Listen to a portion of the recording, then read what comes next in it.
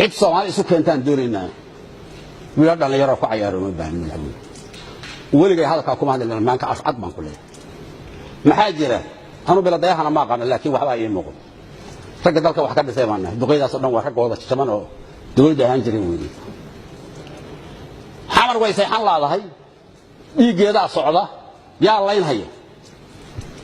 dadka dilahaya waa habeen walba waan naxayna dad aan naqaanay dadkii ehelka oo dhan baa dhamaanay annaga Soomaaliya waxaan u baahanay nin Soomaali doon ah oo dal doon ah oo federaalismka noo sheegay ee qoorta noo geliyo nagu hagaan u baahanay madaxweyne anaga wiil inuu rag is amaanayo ma baahan rag ay Soomaalidu amaantaan u baahanay laakiin baan qabaa waan is amaanaya waxbaan qabtay kana wixii anaga nin yiraahdo ma baahan hadda waan ilaahay taa ma rabna anaga waxaan rabnaa nabadoon waayeel nin Soomaali rabaan u baahan sanka nin naga geli karana ma jiro hadlayna waxa ka dambeeyay waxaan rabnaa xamar waa jirka anaga galmudug waa dalka anaga Soomaaliya waa Soomaali kuwa u soo hanqaltaagayana meesha waa Soomaaliya ha ogaadeen reerka iskalana waa Soomaaliya arabana aqoon xagay ka gashaan aqoon lacaga laga soo qaataan aqoonin laakiin baa qabaa dalka baan ku dhigaan aqoon waxaan rabnaa masjid dheer aan ku dareernaa haddaan nahay ummadda Soomaaliyeed dhaqanka haddaan wax la isla og yahay baan rabnaa inaan ku kala tagno dalkii gacantu ka baxay waa rag baana ka bixinaya ma waxaan dhowranaynaa oo guddoonsanaynaa intuu gacanta ka baxayo mise waan ka sanaynaa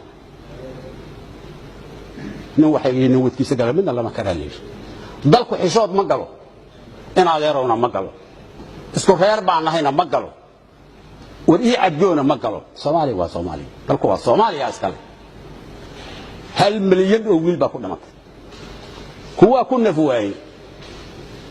taariikh dalku leeyahay dalka adiga xuduudaha laga soo wada galay waxa dhacay waxa dhowranaysan anaga reewaan hayd baarna meesha idinka naga aqli badan xaga ka imaanayo in karam cadleedin waxaan marka rabaa kaygan ku soo gaabiyo maadaama aan wada joogno xildhibaanadii joogan wiil la amaano oo ka bad diyaar fuulo oo ma baahneen waxaan u baahanahay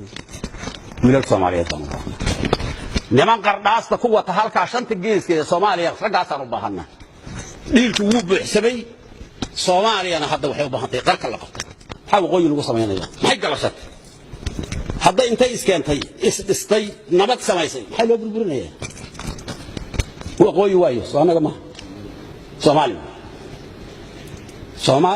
waa iskale hadday moodayaan 20 sano inaan habacnay maya saamaha sida maaha Soomaali lama maquunin karo nimanka lacag hadda ay boorsada aan dhuftin dib u laqaan